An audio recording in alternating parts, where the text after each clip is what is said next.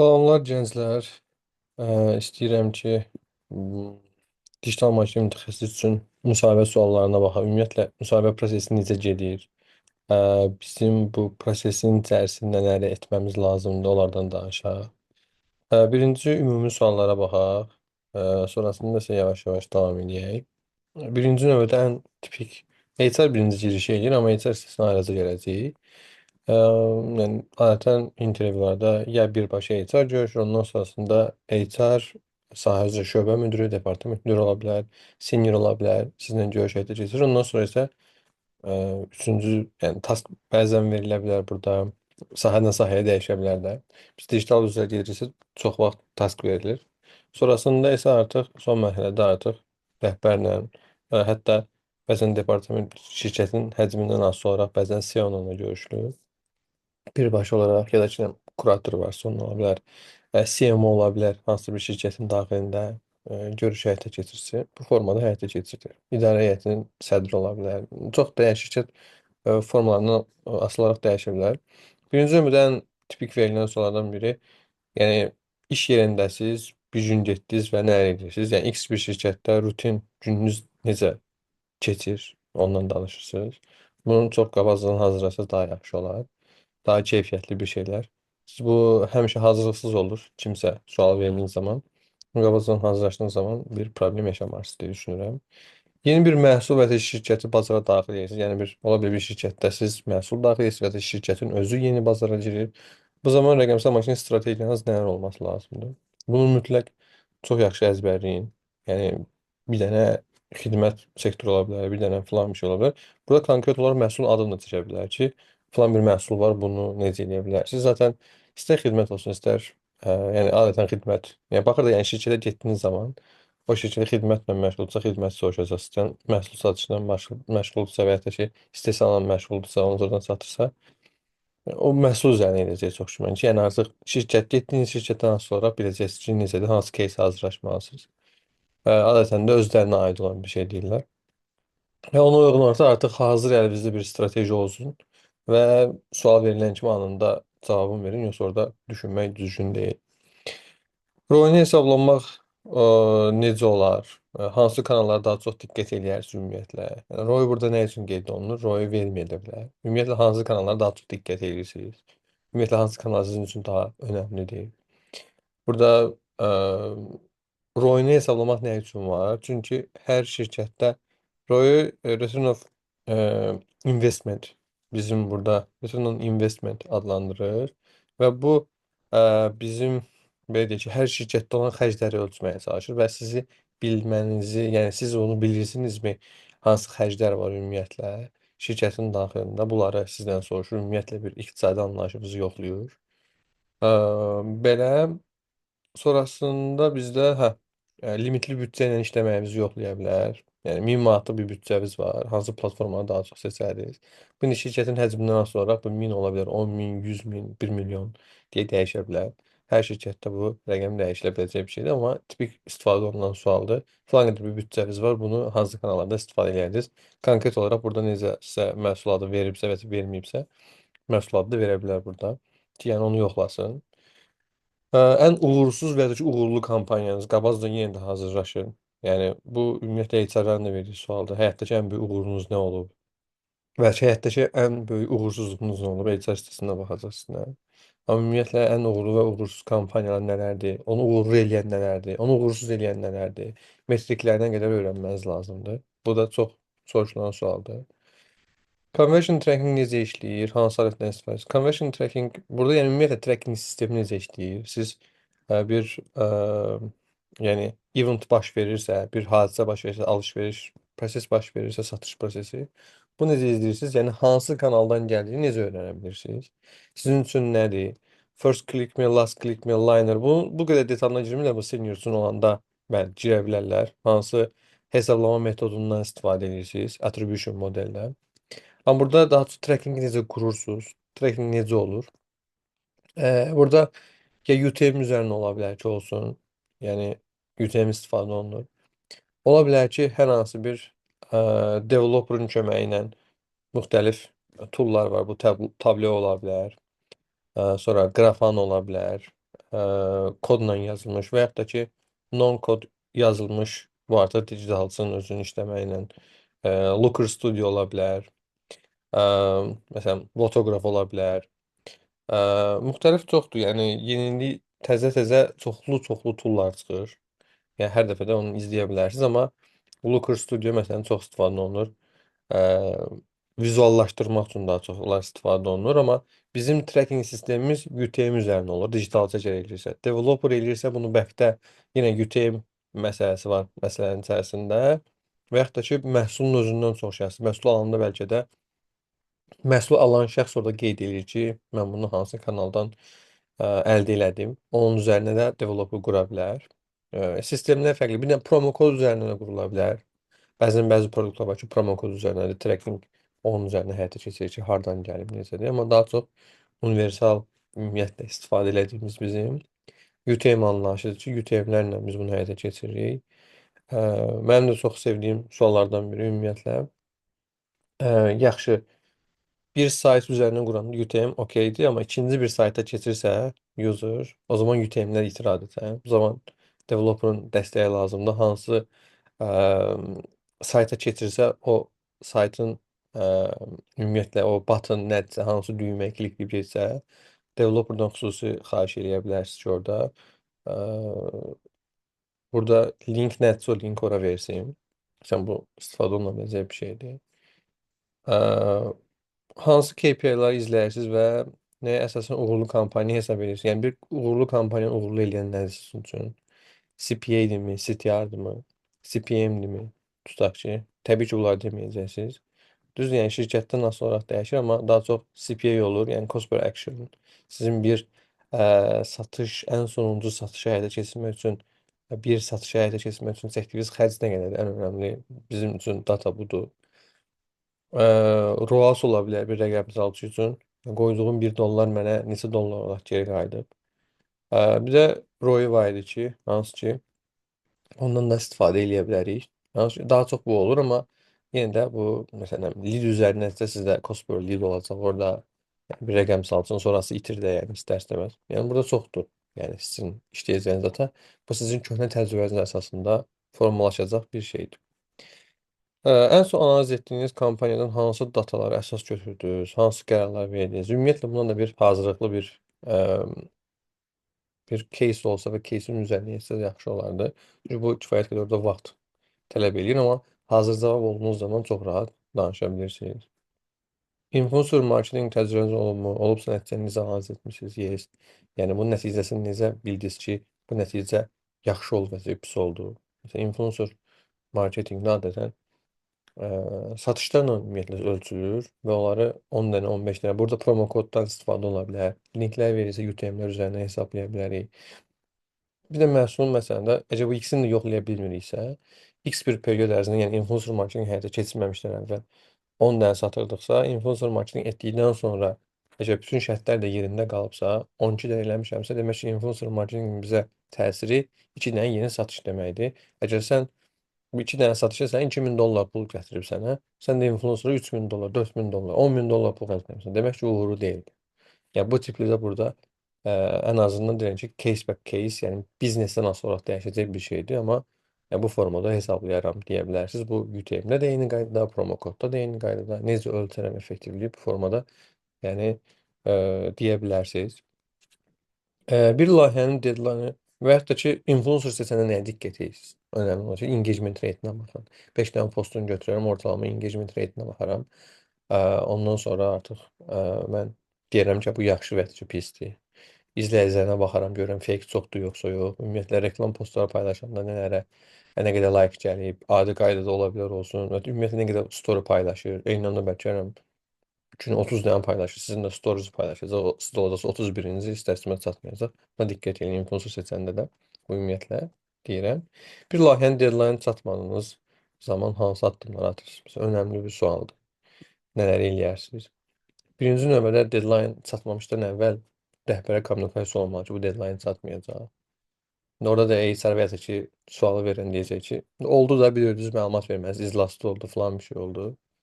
O zaman maksimum yeni deadline müəyyənləşdirməyə çalışaram. Deyərəm ki, məsələn də Ə, Bu indi tarixi olmur, amma 3 gün sonra biz bunu təqdim eləyə bilərik ən yaxşı halda. Çünki bunun üçün bu resurslar lazımdır. Hal-hazırda əlimizdə filan bir şey var. Bunu deyə bilərsiniz. Yəni deadline, yeni deadline deyə bilərsiniz. Və bunu məncə rəhbərə buraxmayın. Konkret olaraq özünüz təklifi verməz. Hansı AI alətlərindən istifadə edirsiniz? Varsa, Google'un yeni video aləti ola bilər, ChatGPT ola bilər və yaxud da ki, nə bilim, hər hansı bir şəkil yaratmaqla bağlı proqram ola bilər, hər hansı bir ola bilər ki, onlayn kontent yazmaqla bağlı bir proqram var. Onların hamısını deyə bilərsiniz. Bu artıq sizin özünüzdən asılıdır. Soruşa bilərlər.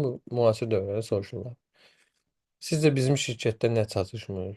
İntervyuya getməmişdən əvvəl şirkəti yaxşı araşdırmaq lazımdır. Yəni nə çatışmır deyəndə siz nədən gedir söhbət? Açırsınız, eee, bu Ad Library-ni açın. Baxın görün ki, şirkətin hansı reklamlar gedir ümumiyyətlə. Sonra Google'un özünün yenə Ad Library-si, bu Transparency hissəsi var. Google Ads Transparency olmalıdır. Oradan daxil olun, baxın. SEMrush'a girin, saytın adını yazın. Saytları varsa saytlarını analiz edin. Screaming Frog'dan baxın görün ki, 404 errorlar var yoxsa yox. Ümumiyyətlə kənardan backlinklər alıblarsa, ümumiyyətlə yəni Hmm, link backlinklər araşdırın, görün ki, nədir. Domain authority-sinə baxın, Moz üzərindən, Ahrefs üzərindən baxın. Yəni müxtəlif yerlərdən bir yoxlayın. Backlinkləri nələrdir? Broken backlinklər varmı? Bu kimi ümumiyyətlə baxışlar həyata keçirməsi üçün nədə problemlər var və bunları tap dediyiniz zaman veb saytı özünüz manual şəkildə yoxlayın, page speed-nə yoxlayın, saytın sürəti necədir, saytın içərisində işləməyən yerlərə baxın, funksiyonallığını yoxlayın bir müştəri olaraq. Ya bu bir rəhbərə çox xoş gələn bir şeydir. Bu işlərinizdə problem var, bu var, bu var. Və adətən də bunu eləmirlər, amma buna vaxt ayırmaq lazımdır. Mən kompüterimi açsam, araşdırma deyə bölmə var.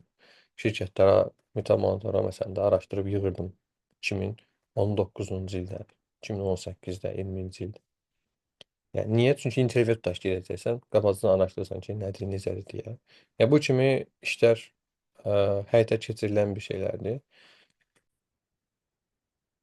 Bir də adətən sizcə hansı digital kanallar öz təsirini itirir? Ümumiyyətlə sizin trendi izləyib izləmədiyinizi, nələr var trenddə, hansı kanallar var, istifadə olunur? Bunlar sizdə yəni soruşa bilərlər. Ə, Deyə bilərsiniz məsələn, bu istifadə olunmur, amma mən təcrübəmdə bu istifadə elədim, çox yaxşı effekt əldə edirəm. Ə, Bunlar nələr ola bilər? Hə, bir də yaxları araşdırma ilə bağlı bizdə nə çatışmır? Təkliflərlə gedir. İstənilən bir şeydə bu Robert Cialdini'nin yaşlılıq heç vaxt qarşılıqsız qalmır məntiqinə gedirik. İnsanlara yaxşılıq eləyin. Intervyu edəndə siz seçilməyiniz bəlli olmasa belə təkliflər planla getsəz ki, sizdə bunu gördüm, bu kontentdə bunu belə eləsə daha yaxşı olar. Bunu belə eləsək daha yaxşı olar. Bunun üçün bunu hazırlamışam. Bu strukturu istifadə eləsək mən düşünürəm ki, yaxşı olar. Hətta desəz ki, görüşdən sonra mən bunu detallı yazmışam, araşdırmışam. İntervyudan sonra seçilsəm, seçilməsəm də fərqi yoxdur. Siz bir dənə Gmail-nə mən sizə göndərərəm bunu deyə bilərsiniz. Ə, Siz bu kanallar da hansılar itirib bunları da deyə bilərsiniz. Bir də seniorlar üçün bəzi suallarım var. Yaxud ki, bu conversion tracking, amma bu tracking sistemi qurarkən nəyə diqqət eləyərsiniz? Ümumiyyətlə, yaxşı dediyim kimi bu attribution modelinə nəyə diqqət eləyərsiniz? Hansı metodu istifadə eləyərsiniz? Büdcə planlaması elərsəm nələrə diqqət edirsiniz yenə də eyni qaydada. Yenə önəmli olan nüanslardan biridir. Çünki büdcə planlaması hər adamın eləyə biləcəyi bir şey deyil də. İstər-istəməz biraz daha senior şəxslər eləyir. Düz junior və ya spesialist də bunu eləyir, amma junior yox, spesialistlər bunu eləyir. Rəhbər sizdən nəticələr soruşanda reportingi necə qurursunuz? Hansı metriklər götürüb ona göstərirsiniz? Bir yaxlar zaten onu izah elədiyimiz idi ki, ən son analiz edirsiniz kampaniyanın məsələn hansı datalar əsasında, nəyin əsasında qərar verirsiniz? Bu arada bu suala bir dəfə də gəlsək, bunun üstündə CTR aşağıdırsa kontentə müraciət edirəm, dizaynerə müraciət edirəm ki, yeni dizayn üzrə kontenti dəyişərəm, satış yönümü eləyərəm, auditoriyanı dəyişdirərəm, müxtəlif bu кейslərin hamısını deməniz lazım. Data vizuallaşdırmanın bir yaxlar dediyim kimi, nə bilim, Looker Studio-dan mı eləyirsiniz və yaxud da ki, third party, yəni Tableau-dan mı eləyirsiniz, nə bilim, X bir şirkətlə, developer vasitəsilə, nə bilim, Microsoft Power BI'də məsələn nəyisə göstərə bilərsiniz. İndi sizdə nasıl? Excel-də mi vizuallaşdırırsınız? Müxtəlif yəni proqramlar üzərində də deyə bilərsiniz. Onlayn Excel-də ola bilər. CRM sistemləri ilə digital maşın necə inteqrasiya edirsən? Sən biraz advanced sual əgər CRM istifadə eləmisinizsə, birinci sual gəlir ki, CRM hansısa şirkətdə işlətmisinizmi? Sizə adını soruşur. Sonra ikinci sual olacaq ki, artıq CRM sistemləri digital maşına inteqrasiya olunurmu? Eləmişdinizmi? Köhnə sistemlər adətən olmur. Məsələn, 1S və ya ona oxşar şeylərlə istifadə edən məhsul ümumiyyətlə Salesforce məsələn xaricdə işləmişsə, Amerika və ya Kanada bazarında işləmişsə, Salesforce işlətmişsə ola bilər. Hmm, çox düşünürəm. Bitrix var idi, səhv eləmirəmsə, yes. Sən istifadə olunur. Yəni daha çox istifadə olunur. Konkret bəzi şirkətlər özləri öz sistemlərini qururlar. Yəni burada başqasının sistemini istifadə eləmirlər.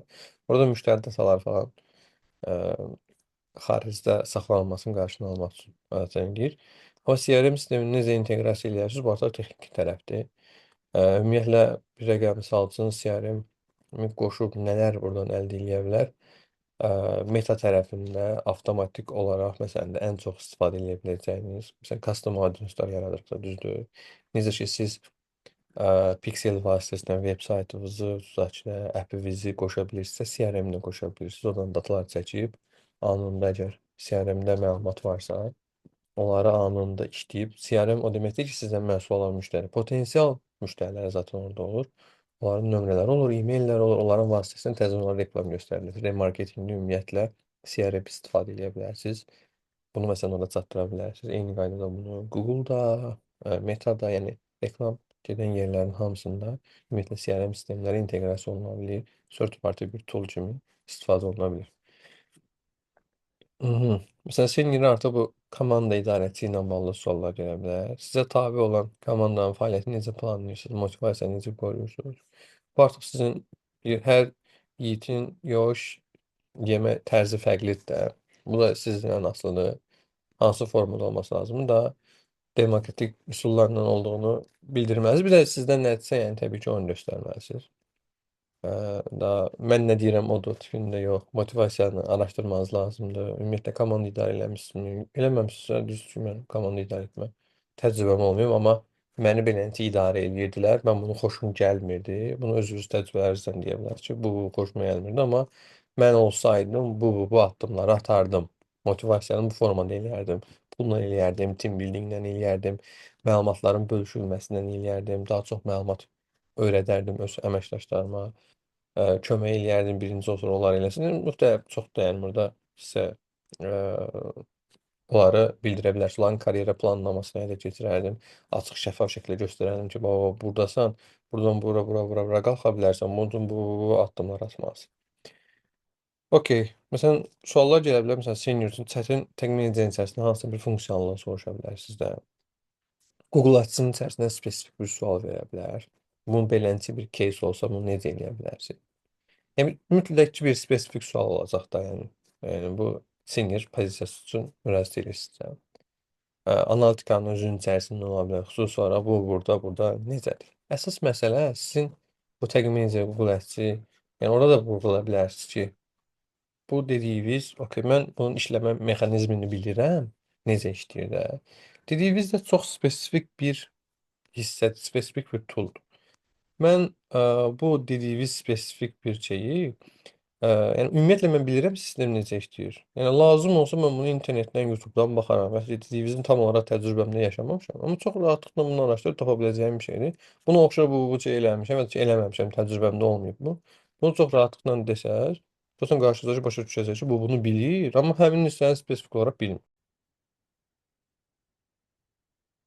HR-ın burada bir dənə də sual, digital avtomatlaşdırma ilə bağlı hansı alətlər işlətmisiniz?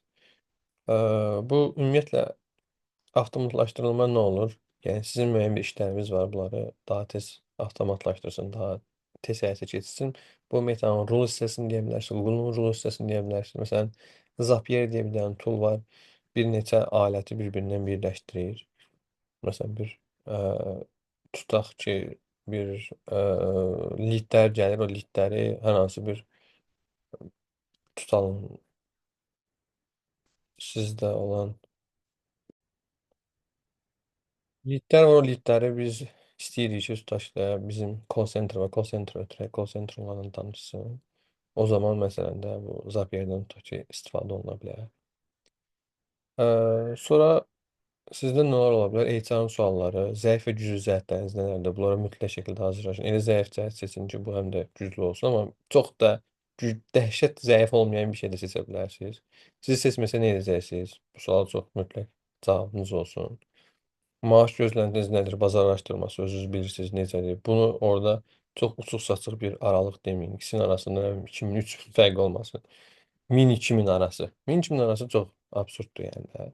Konkret olaraq bir aralıq deməsin. 1200-1400 arası. 1300-1500 arası. Məsələn, bir konkret olaraq bir aralıq. Bizim şirkətdən sonra karyera planınız nə olacaq? Buna da hazırlıqlı olun. Çünki elə bir plan, sizinlə daha uzun müddətli işləməyə çalışıram. Yəni belə ki, planlamamışam, amma ola bilər ki, international bir şirkətlər olsun. Məsələn, top 10-luqda olan şirkətlər olsun, bank sektoruna keçsin, filan bir şey sektor keçsin. Amma bir planım yoxdur xüsusi olaraq. Daha çox burada mən karyera planlamasını bir şirkət üzərinə qururam. Yəni orada bunu da vurğulamaq lazımdır. Qırmızı xəttləriniz nələrdir? Yəni nələr sizin üçün problem yaşayacaq bir şeylərdir? Nələr olsa sizin üçün artıq dözülməz olar da, yox, mən bunu qəbul eləmirəm deyərsiniz. Bunları bildirməniz lazımdır. Nə bilim, ədalətsizlik olmasın, neopotizm olmasın, kimsə öz qohumun falan eləməsin. Nə bilim, işimdən başqa iş gördürməsinlər. Yəni bu qırmızı xəttləriniz nələrdir, bunları deməlisiniz. Niyə bizim şirkətə müraciət etmisiniz? Bunu vurğulayırsınız. Yəni top 20 şirkətdən biridir. Ən çox tanınan filan sektorunda şirkətdir. Sizin daha çox büdcəniz var, onun üçün daha çox kanal istifadə edəcəm, özüm təcrübəmi artıracağam. Tipində deyə bilərsiniz. Bunu hardan bilirsiniz? Həm AdLibrary baxmışam, görürəm 48 dənə reklamınız var. Təbii ki, bu ən azı $1 olsa günə 48 dollar bir reklam istəyirsin deyib deyə bilərsiniz ən azından. Sizin verməniniz suala. Çünki intervyuda ən önəmli nüansda ən sonunda siz suallar verməlisiniz. Amma bu qədər sual verməyin. Yəni bir neçəsini verə bilərsiniz. Bu intervyunu uğurla keçsəm sonrakı mərhələlər nə olacaq? Bunu soruşmaq. Ümumi marketinq komandasının strukturu necədir? Önəmli olan yenə də nüanslardan biridir. Mənim iş öhdəliklərim nə olacaq? Mən nə işlər görəcəm? Sizin şirkətdə işləməyim üçün ə, yəni nə qatacaq mən bu şirkətdə işləsəm? Bu yenə önəmli olan nüanslardan biridir. Yəni mən sizin şirkətdə işləsəm, o mənə nə qatacaq? Bunu da vurğulaya bilərsiniz. Bir ki, məsələn, bir dənə sadəcə elə sualları hazırlayanda belə dedim ki, belə bir sual vermək olar. Bu artıq özünüz də fikirləşə bilərsiniz. Bir ChatGPT-dən falan soruşun. Mən yeni ideya və kampaniya təklifi versəm, yəni burada faktiki sistemdən fərqli olsa, yəni indiki bir işləyən bir sistem var. Mən də fərqli bir şey verirəm. Buna nə olur? Yəni adətən mən sonra buradan davamını gətirirsiniz ki, mən adətən çoxlu təkliflər verirəm. Şirkətə müxtəlif səbəblərdən icrası olmur, bəzən ola bilər. Sadəcə soruşmaq istəyirəm ki, yeni ideyalar necə qiymətləndirir? Bu qarşı tərəfdə deyir ki, bu adam araşdırmacıdır, tez-tez suallar verir. Bu onun üçün də çox önəmlidir. 11 dənə də yeni məsləhətim var, bunları da tez-tez gedək. Bir də elanlardakı, yəni vakansiya elanındakı öhdəliklər və tələblər nələrdirsə, mütləq şəkildə məsələn də gərək bura məsələn bir X1 öhdəliklər, məsələn vəzifə öhdəlikləri nələrdir? Məsələn görürsən, veb-sayt, CRM, mobil app tənzimləmələrinin yazılması, SEO işlərinin aparılması. Bilirsiniz ki, yəni SEO bilməlisiniz, kimlə müraciət etməlisiniz. Artıq bununla bağlı sual verəcəklər sizə. Hazırlaşmanız lazımdır bunlara. CRM-lə bağlı, applə, mobil applə bağlı. Yəni burada nəyi görürsünüzsə, əgər normal bir şirkətdirsə, demək ki, onlardan sual verəcək. Mütləq şəkildə bu suallara hazırlaşın. Namizədə tələblər. Amma aşağı-yuxarı təcrübəmə əsasən deyirəm, HR-lar çox vaxt yazdıqları şərtlərin 60%-ni ödəyən bir kandidat varsa, onu işə götürürlər. Okey. Normal şirkətlər aşağıdakı şərtlərə uyğun şəxslər axtarır. Bunlar nə isə peşəkar biliyi olsun, öz işini bilən məsuliyyətli olsun, öyrənmə inkifası olsun, komandanın işləmə bacarığı olsun, stabilliyi axtaran olsun, yəni xaosdan qidalanan şəxs olsun, gələcək planları bu sahə üzrə düşünsün. Görməsin ki, bu adam digitalçı müraciət edib. Görürsün ki, front-end kursuna gedib. Bunun CV-də birinci olmaması lazımdır. Siz onu deməməlisiniz. Bu istəsəz ki, bizi qarşı olun. Fərqli-fərqli sahələrdən gəldiyimizi görməyi, tez-tez iş dəyişməyiniz bu da problemin nüanslarından biridir. Gələcək, okey, özünüzü göstərməyə, ideya verməyə çəkinməmək, etik davranışlara sadiq qalın, ədalətli əmək haqqı gözlənti olan uzun müddətli əməkdaşlıq niyyəti olan şəxs. CV-də yazılanları əzbərləyin. Öz yazdığınızı əzbərləyin. Amma mexaniki danışmayın, təcrübələriniz və uğurlu real təcrübələri ortaya qoyun. Hədəfləri ayın ifadə edin. Sadəcə iş axtarmır. Yəni niyə bu rol və niyə bu şirkət bunu mütləq şəkildə vurğulamanız lazım. Niyə mən bu şirkətdə bu yerə müraciət edirəm? Özünüzü düzgün tanıdın. 30 saniyəyə, yəni bir elevator pitch bilirsiniz nə deməkdir? Yəni bu adətən startaplara aid olan bir şeydir. Mən liftdə belə olsam, yəni də bir startapın məsələn sata biləcəyim bir şey, onu artıq hazırlamaq lazım. Mən kiməm, nələr etmişəm, bu rola nələr əlavə edə bilərəm? Suallarına qısa cavablar hazırlayırsınız. Bir də bədən dili və göz təması çox vacibdir. Bu nədir? Qarşı tərəfin gözünə baxmanız lazımdır. Beləncə aya, çaya, nə bilim nə, beləncə nə iləsə oynamıyor. Stolun üstündəki nə bilim ruçka var, başlayır ruçka ilə oynayır danışmaq. Belə şeylər düzgün bir şey deyil və qarşı tərəf anında yəni deyir ki, bu adam həmdən xəyaldır, nə bilim fikri bir yerdə deyil, dağınıqdır fikri, işdə də beləncə olacaq deyə düşüncəyə qapıla bilər. Okey. Burada başqa nədir? Hə, dinləməyi bacarmaq lazımdır. Yəni hər suala cavab verməkdən öncə yəni diqqətlə dinləmək lazım. Yəni dəqiq cavab vermək lazımdır. Əgər anlamadığınız sual varsa, yenidən izah edilməsini istəyə bilərsiniz. Yəni bu sual kimsə nəsə sual verir, onu dinləmədən anında cavab verməyə çalışmayın. Ən önəmli problemlərdən biridir. Gözləyin nə deyir, ona uyğun olaraq, yəni və başa düşməmisinizsə, yəni onun ikinci dəfə soruşmadan çəkinməyin, bir problem yoxdur. Rəqəmlərlə danışın, nəticə varsa, yəni nə bilim, satışı artırdıq, yox orada, nə bilim 3 dəfə satış artırdıq. ROAS nə bilim filan qədər oldu, 3 oldu, yəni 300% oldu tutaq ki. Deyə konkret rəqəmlər olsun. Uğursuzluğunuzu gizlətməyin. Konkret olaraq uğursuz olduq bu filan yerdə. Bunun səbəbi bu idi, araşdırın. Səbəbini də bilin. Bilmirəm, uğursuz olduq deməyin də, yəni konkret olaraq uğursuzluğu göstərin.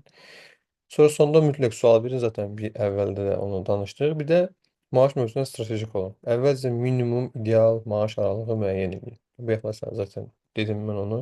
Konkret olaraq, yəni bu sual HR mütləq verəcək ki, maaş aralığı gözlənirsiniz. Nədir? Buna stratejik olun. Minimum ideal maaş aralığı, yəni minimum bu qədər razı ola bilərəm. Amma mənim üçün budur. Mən bu şirkətdə bunu alıram. Konkret olaraq deyin. HR-ların bir-birindən tanışları olur və sizin işləyən şirkətdə konkret rəqəminizi belə öyrənə bilərlər də bəzən. Düzdür, bu nə qədər etik deyil, ümumiyyətlə qaydalara uyğun deyil, amma yəni daha düzgün bir yəni düzgün rəqəm desəz daha yaxşı olar. Bu qədər gənclər, sağ olun.